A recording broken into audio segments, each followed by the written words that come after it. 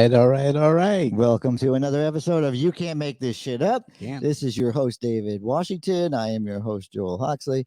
Thank you very much. This is a Jay and Washington Network production. We are your political innovators. We thank John from the 7th Legion Multimedia for our production today. And we thank our associates for coming in and watching us snafu all day.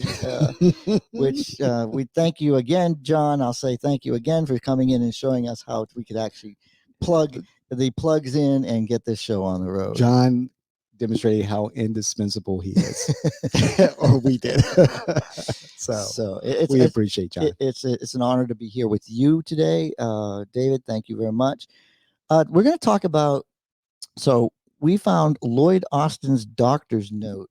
How's that? That's a good title for this. Oh yeah, something to spark a little interest in controversy. So how many people out there realize that the Defense Secretary Lloyd Austin was hospitalized and it was kept secret from President Biden and others for 3 days, like 3 whole days? It raises concerns about transparency. Austin hospitalized for complications due to prostate cancer treatment on January 1st, apologized for the delayed disclosure. The Pentagon notified Congress just before making a public statement. The incident amid Mideast tensions sparked criticism and calls for protocol clarity and let's go.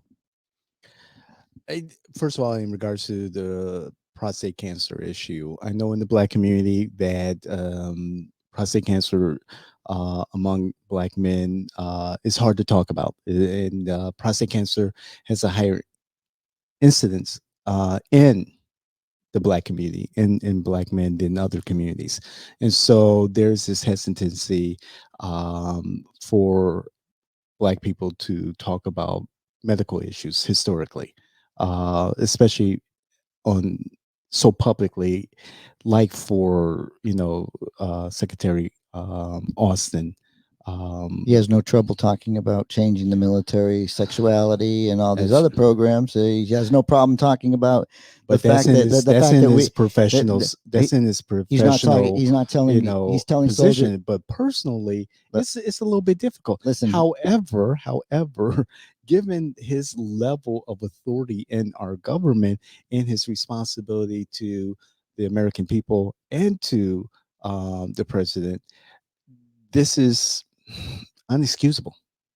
No, it's absolutely unexcusable, and I don't care about listen, black, white, or green. I don't care. It's not this. You are the leader of the Pentagon. You are the advisor to the only civilian in the entire chain of command.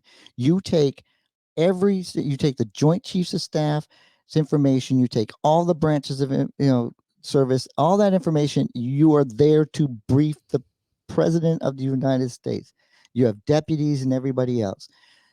You're going in the hospital. You are high profile. It doesn't matter. You don't even have to tell him what the F you're going in there for. That's a bullshit excuse. He went into the hospital. He was going to be out of. Listen, we have a constitutional amendment that makes sure that if the president is incapacitated, that there is somebody in charge. Austin should be impeached. This is absolute dereliction of duty. The whole Pentagon should be shaken up, and the president should be ashamed of himself that he would not be a leader enough to have had that relationship with Austin.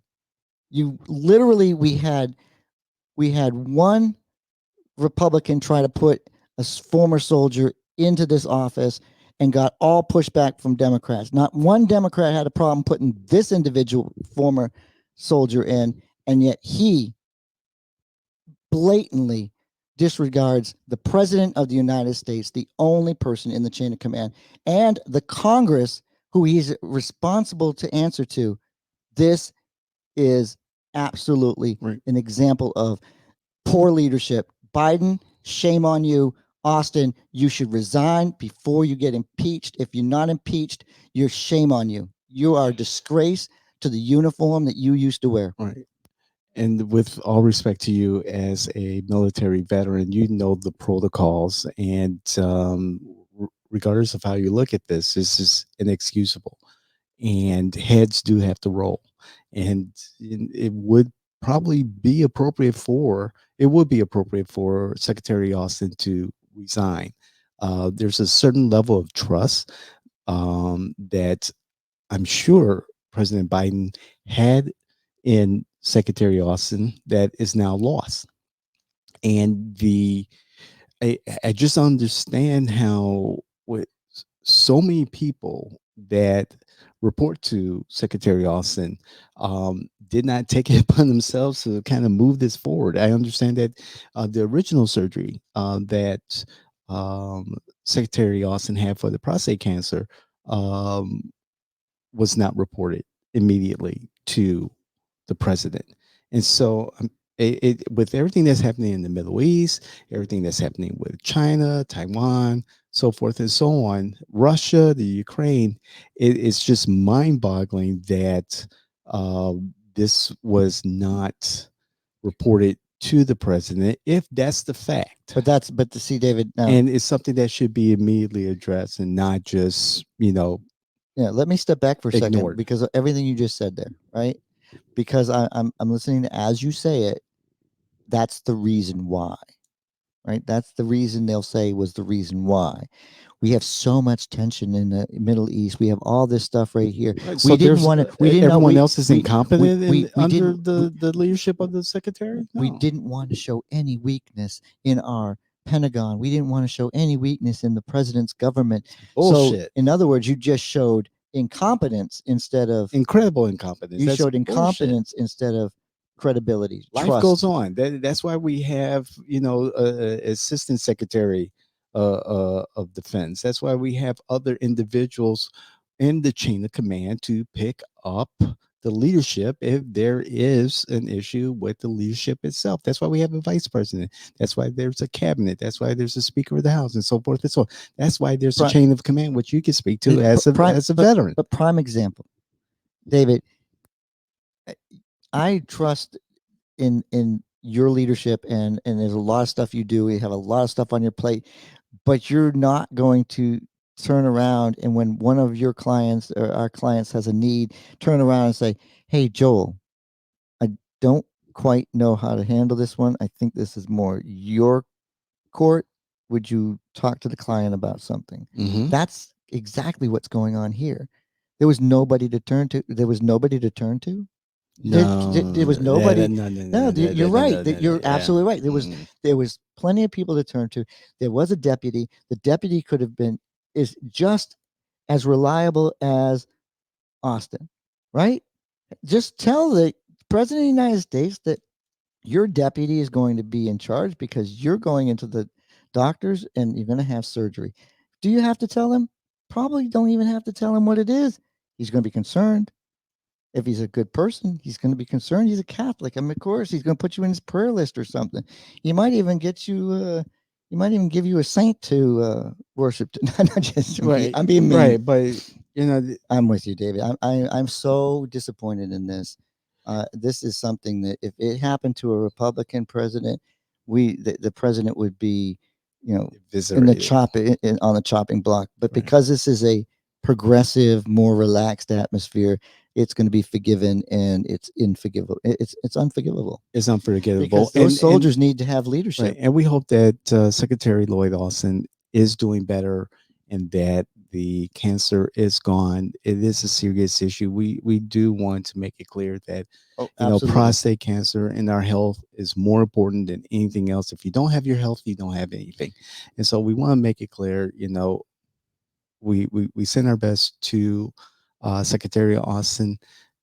However, No, it's his stat. Listen, it's not even him. Like I honestly, I'm with you 100%. We take don't care want of your anybody. health. We don't want anybody sick. We don't. That's why we're not afraid to tell the foreign governments that we're ill or we have problems. Because that's what the nation we Right. are. Because we care about each other. We love Austin. We want him to be healthy. We care about the individual. What I'm complaining about is the fact that you're our leader. You lead our troops. They trust you. And now that trust doesn't just go Yeah. broken with the president.